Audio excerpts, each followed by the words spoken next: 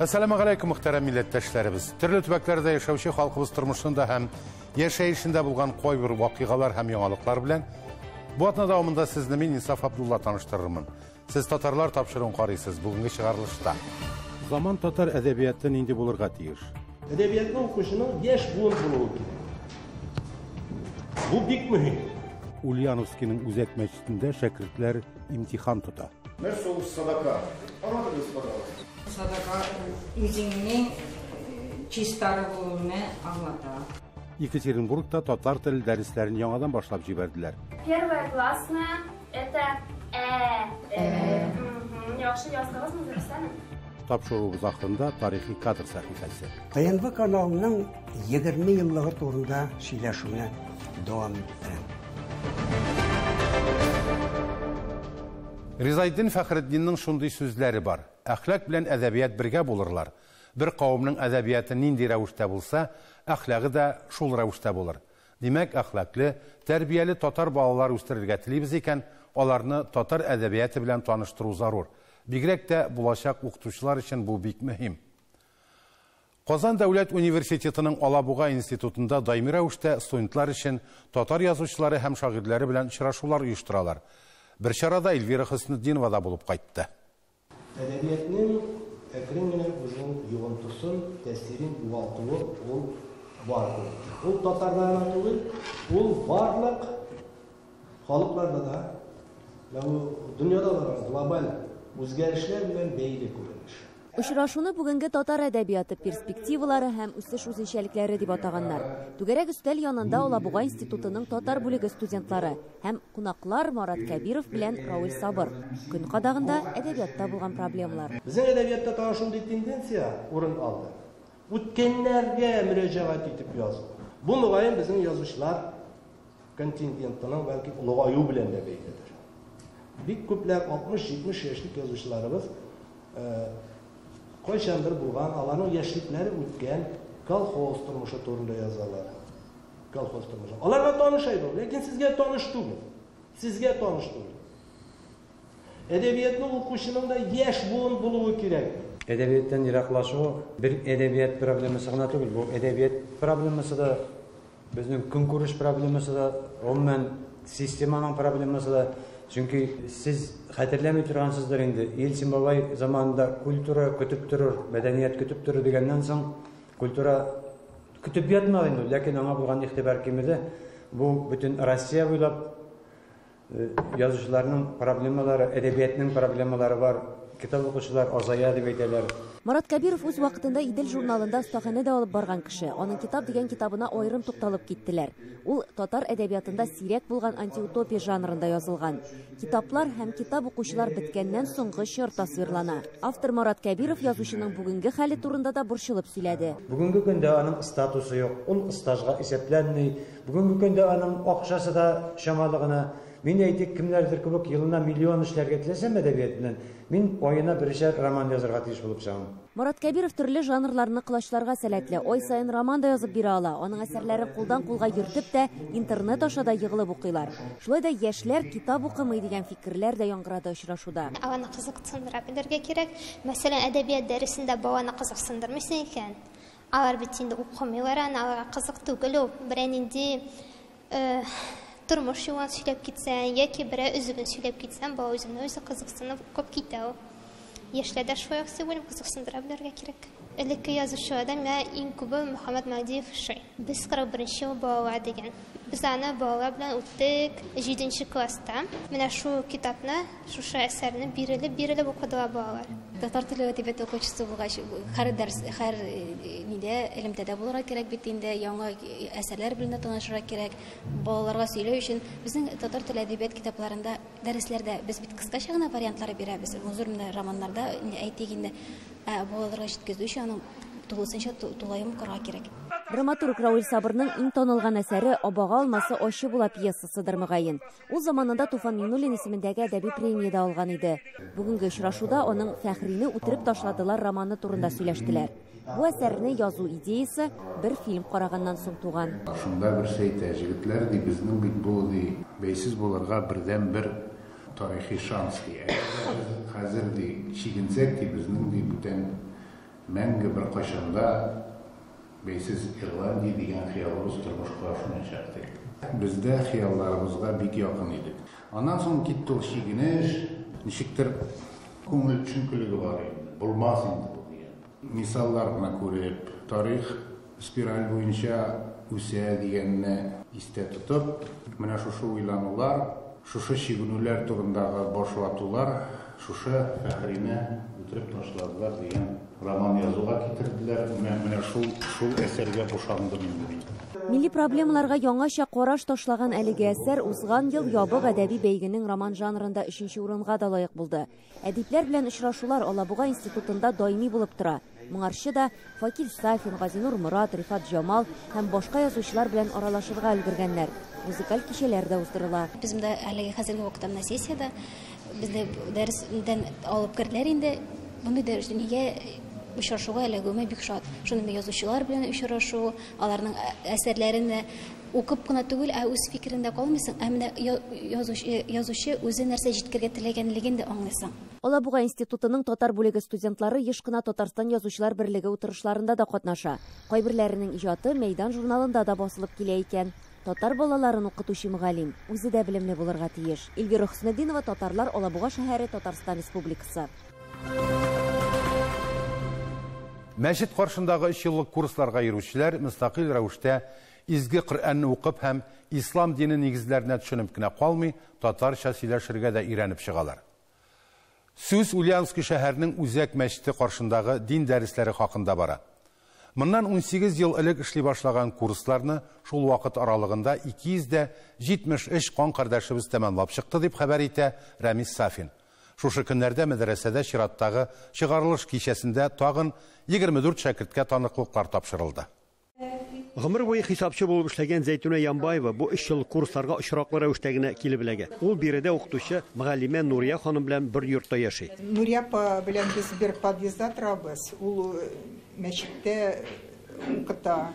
И аның белән сөйләшкәндә ул әйтте миңа, мәчеттә шундый мәктәп бар, кил безгә укырга дип. Бер-ике ел уйладым да, аннан соң мин аңладым, что мин хәзер мәктәптә укырга. Курсларны оештыручы, аның алыштыргысыз җитәкчесе Хаҗия Асия ханым Мөлекова имтихан башланыр алдыннан шәкертләренә соңгы киңәшләрен, үгет-нәсихәтләрен бирә. Иң әһәмиятлесе шул, Коръән укый беләсез. Коръән укый беләсез, намаз укый беләсез. Әминә дуаларны инде, идгам мәгълүмне, иқлаб дигәннәрне сез аларны онтасыз, онсагыз да, дөрес укысагыз сезгә шул җиткән. Кем ул мәктәп? Алла Тәгаләнең диненә буйсынмыйча, башка диннәрне зурлаучы мәктәп була. Бүген монда имтихан тотучы шәкертләр генә түгел, мөгаллимәләр үзләре дә дулкынлана. Быелгы чыгарылыш сыйныфы җитәкчесе Хаҗия Нурия ханым үзе дә имтихан биргән сыман укучылар өчен борчылып йөри. Алар өчен мин дулкынланам билгеле. Алар инде үзләре дә дулкынланалар. Мин аларны тынычландырырга тырышам, үзем алар өчен дулкынланам бүген. Шуңар күрә бар да әлхәмдүлилләһ яхшы булыр. Моннан 3 ел элек бу апалар әнә шулай беренче сыйныфтагы сабыйлар сыман гарәп хәрефләреннән ижекләрдән сүзләр тизеп, изге Коръәнне укырга өйрәнә башлаган иде. Бүген инде алар чыгарылыш курс шәкертләре имтихан тапшыралар. Нәрсә ул садака? Аңлатыгыз, пожалуйста. Садака бирү Аллаһ ризалыгы өчен, садака үзеңнең чистары булуны аңлата. Садака бирүгә. Нәрсә бирергә? Йортмы, просто бер фантикмы, нәрсә? Садака нәрсә бирсәң дә ярыйсы. Садака елмайсаң да садака була, акчалата бирсәң дә садака була. Сер түгел, гарәп телендә бер генә хәрефендә белмәгән, кем әйтмешли, әлифне таяктан айыра белмәгән 55-65 яшендәге апаларга чит телне укырга, язарга өйрәнү җиңел бирелмидер. Авыр булды шул инде, хәрефләр рәнгәндә куллар язарга рәндек шул. Мен укыны букваларны рәнгәч, хәрефләрне алай авырын итмәдем, яхшы бардым. Башта авыррак булды инде. Коръән укырга җиңел булмый инде дә. Аллага шөкер, шулай өйрәндек. Авыр, без бит Советский Союзда үскән балалар. Шунарга күрә без гореф-гадәтләрне бик белмибез. Шунарга күрә намаз укы тәртибеннән алып Коръән хәрефләре бөтенесе авыр булды инде. Имтихан алар өчен мәртәбәле комиссиядә укытучылар гына түгел, өлкән мөфтияте вәкилләре һәм Биләр мәдрәсәсе галимнәре дә бар. Билетларда ислам дине нигезләре, Коръән буенча һәм әхлак темасына кагылышлы берничә сорауда язылган. Коръәндә төрле ан сүрәләре бар, сихр сүрәләре бар. Кайсы сүрәләр сихрдә? Сихрдә фәләк белән Кайчандыр бер гарәп хәрефе дә белмәгән бу хатын-кызлар 3 ел эчендә Коръәнне үзлегеннән укый ала торган булып чыгалар. Бер нәрсә белмәйдем. Яни язып биргән кулдан аятел кирсесен Раббана яни кулыннан язып биргән иде кызым укы шуны балаларыңны эшкерерсең итерсең шунардан мин бер нәрсә белмәйдем. Хәзер менә укыйм Аллага шөкер. Кышкы буранга, язгы көзге яңгырларга да карамыйча бу ханымнар 3 ел дәвамында һәр шимбә һәм якшәмбе көннәрендә шәһәребезнең үзәк мәчетенә килеп, традицион ислам дине нигезләрен өйрәнделәр. Бирдә укучыларның байтагының яше 60-70тән узып китсә дә, һәрберсе дә имтиханны 4-5 билгеләренә генә бирде. Имтиханнар тәмамлангач, һәр укучыга да Ульяновск өлкән мөфтиятенең таныклыклары тапшырылды. Шәкерт булу инде ул зур әҗр савап, Пәйгамбәрбез Мөхәммәд саллаллаһу алейһи ва саллям сөйләтте. Бишектән башлап кабергә хәтле укыгыз ди. Шуларга күрә буларга да монда гына туктарга тиеш түгел, чөнки бу укулар иң кирәклесе һәрберебез, һәрбер мөселман кешесе нәрсә белергә тиеш, нәрсә эшләргә тиешле шуларны менә монда әйтәбез. Курсларның җитәкчесе Асия ханымның сүзләренә караганда, әле быелгы уку ел тәмамланып кына килсә дә, инде киләсе уку елына да 10тән артык кеше язылган. Араларында ир-егетләр һәм мәктәп укучылары да бар. Ульяновскидан Рамисафин, татарлар. Хөрмәтле тамашачыларыбыз, сез татарлар тапшыруын карыйсыз. Программабызның икенче өлешендә. Екатеринбургта татар теле дәресләрен яңадан башлап җибәрделәр. Первая классная это Яхшы яздыгызмы дөрестәме? Тапшыруыбыз ахырында тарихи кадр сәхифәсе. ТНВ каналының 20 еллыгы турында сөйләшүне дәвам итте. Екатеринбургтагы Кайым Насрый исемендәге институтның мәдәни мәгариф үзәгендә татар теле курсларын яңадан башлап җибәрделәр. Хәзер дәресләр татар мәдәни үзәгендә уза. Аның урыны гына түгел, укытучылары да үзгәргән. Дәресләрне Казан Федераль университеты аспирантурасын тамамлаган Әлинә Хыснуллина алып бара. Моңа кадәр ул Кайым Насрый институтының Санкт-Петербург бүлегендә методист булып эшләгән. Аның эш алымнары хакында алдагы видео язмада. 2023 елның март айыннан Екатеринбург шәһәренең татар мәдәни үзәге зур уку аудиториясына әверелә. Итак, первая классная это Давайте повторим. Яхшы яздыгызмы дөрестәме? Татар теле курсларын оештыручылар сүзләренчә, туган телне өйрәнүчеләр саны 100дән артык булыр дип көтелмәгән хәл. Аларны 2 төркемгә бүлгәннәр. Дәресләр 2 сәгать бара. Долго были в поисках преподавателя татарского языка, и наконец-то это случилось. Алина Хайруллина к нам приехала, начала преподавать. Огромный спрос, конечно, пошел на изучение татарский язык. Уже более 110 человек подали анкеты. Разделили на 2 группы. Надеемся, конечно, что будем расширяться, будем в другие дни преподавать. Но на данном этапе уже большой толчок произошел. Екатеринбург шәһәре татар мәдәни үзәгендәге татар теле курсларын Алина Хайруллина алып бара. Ул Казанда туып үскән. Татар гимназиясендә укыган. Казан Федераль университеты филология һәм мәдәният ара Балганышлар институтының тел һәм әдәбият белеме белгечлеге буенча аспирантура тәмамлаган. 2020 елдан Алина Хайруллина Санкт-Петербург шәһәре Кайым Насрый исемендәге фәнни мәгариф үзәгендә татар телен укыткан. 2021 елда татар кызы бәйгесенең төбәк сайланма турында җиңү яулый. Хәзер кыз Екатеринбург шәһәренә күченгән. Мин монда гомумән ничек килеп эләктем? Мин әйттем, Санкт-Петербургта 3 ел эшләдем. Һәм шунда мин үземнең киләчәгемне очраттым дип әйтергә кирәк. Мин кияүгә чыктым. Һәм минем ирем инде үзе Екатеринбургтан, шуңа күрә мин Екатеринбургка күчеп килдем. Яшьләр бик актив дип әйтергә кирәк, чөнки менә мин карап торам, алар бик күп проектлар оештыралар. Менә бу татар мәдәни үзәгендә монда разговорный татарский язык бар, шулай ук татар биюләре бар. Һәм мин үзем дә әзрәк кирип барам, алар белән танышам. Алина әйтүенчә, курсларга йөрүче теләүчеләрнең күбесендә татар телен белүе башлангыч дәрәҗәдә. Шуңа күрә беренче дәресләр татар әлифбасын өйрәнүгә, авызларның дөрес әйтелешенә һәм аффикслар ярдәмендә сүз ясалышына багышлана. Формы значения слова у нас образуется с помощью аффиксов. Татар телен өйрәнергә теләүчеләр арасында яшь аналар, өлкән буын вәкилләре һәм мәктәп укучылары да бар. У нас в семье мы по большей части говорим на русском, потому что мама русская.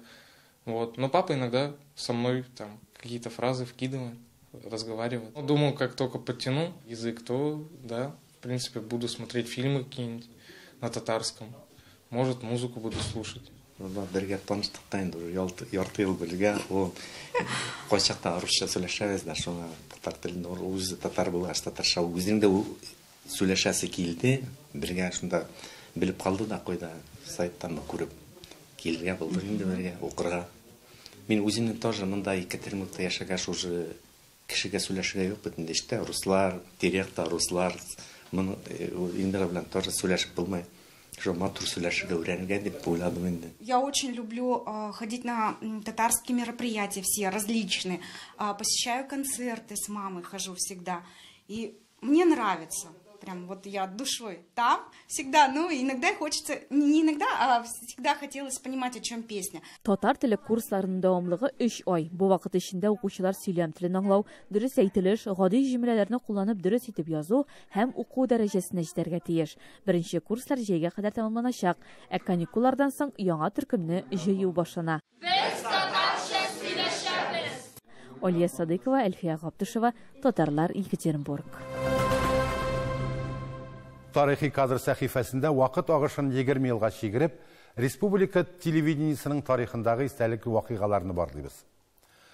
Сөзебез нигездә милли республикалар арасында беренчеләрдән булып, Татарстанның дөнья медиа киңлегендә заманча итеп татар һәм рус телләрендә тапшырулар күрсәтә торган ТНВ Спутник каналына багышлана. Сүз хезмәттәшебез Рөстәм Нәбиуллинга.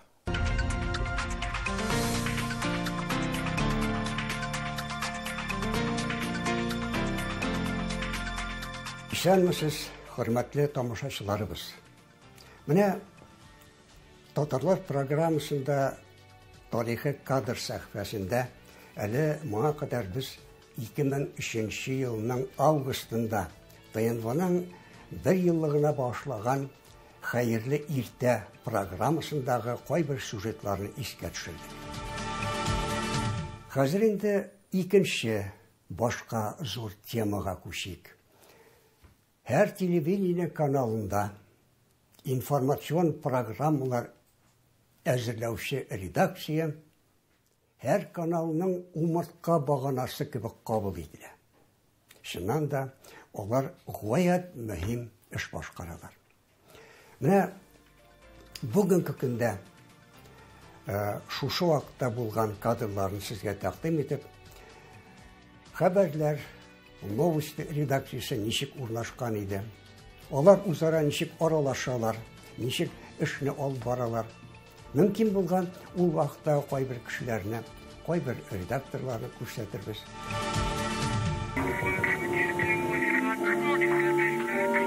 Хронометраж держим. На вид это абсолютно нормальные люди. Все они заняты своими делами, работой. Они жизнерадостны и полны энергии.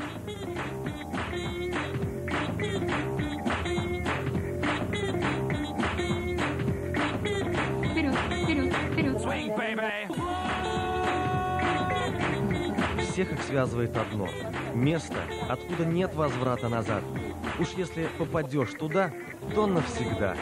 Они неизлечимо больны. Ваши девушки хотят телеканала «Новый век». И диагноз у них один – телевидение.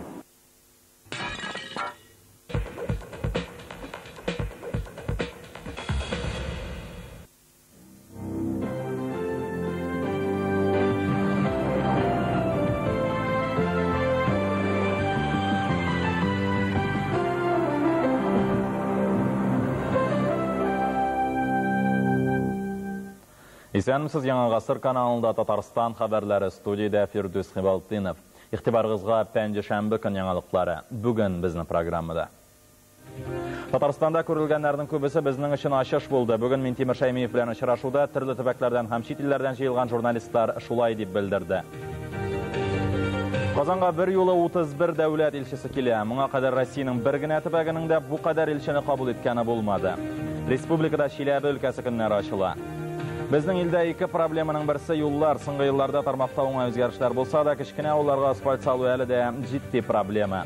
Чаллы икмәге җәмгыяте белән Мөслим һәм Сарман районы хакимиятләре арасындагы низах. Безнең хәбәрчеләр килеп туган хәлгә аңлатмалар эзләде. Махсус репортаж.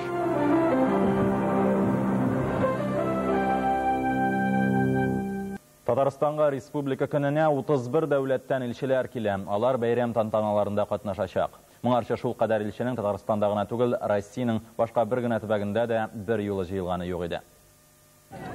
Бәйрәмгә киләчәк 31 илченең берсе дә Татарстанда моңарчы булганы юк.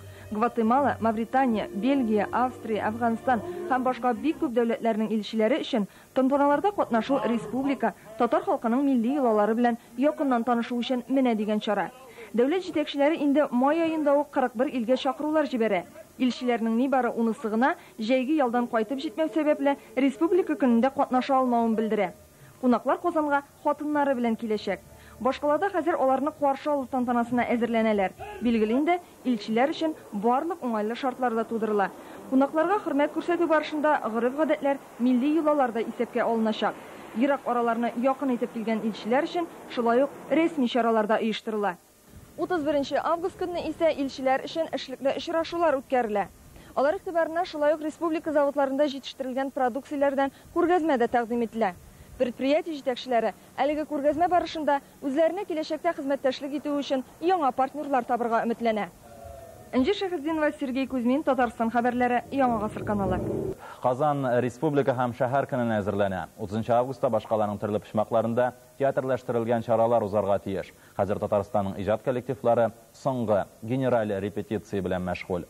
Аларның берсе башкаларның Ярминкә мәйданында үтте. Республика көнен бәйрәм итәргә килгән кешеләрне кызыклы тамаша көтә. 3000-гә якын артист катнашуында узучы чараларда Казанның борынгы, бүгенге хәяте һәм киләчәген чагылдырган күренешләр белән хозурланырга мөмкин булачак. Хәзер артистлардан хәрәкәтләрне бердәм башкару таләп ителә. 30 август көнне артистларның чыгышлары 3 сәгатькә якын булыр дип көтелә. Тик аңа әзерләнү өчен иң кимендә 3 ай вакыт кирәк. Альфред Мөхәммәд Рахимов, Юрий Пронин, Татарстан хәбәрләре, Яңа гасыр каналы.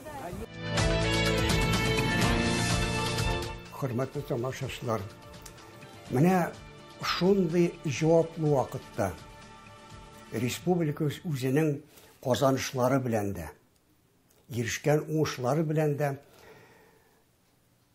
башка халыкларга, башка өлкәләргә федерализмның үрнәген күрсәткән чагында үзәк матбугатта безнең Татарстанга карата объектив булмаган, эчтән генә булган сюжетлар, хәбәрләр шактый иде. Булар турында киләсе очрашуларда хәбәрләр, новости программаларында сюжетларны күрсәтеп, менә ничек булган, шулай булуын күрсәтербез.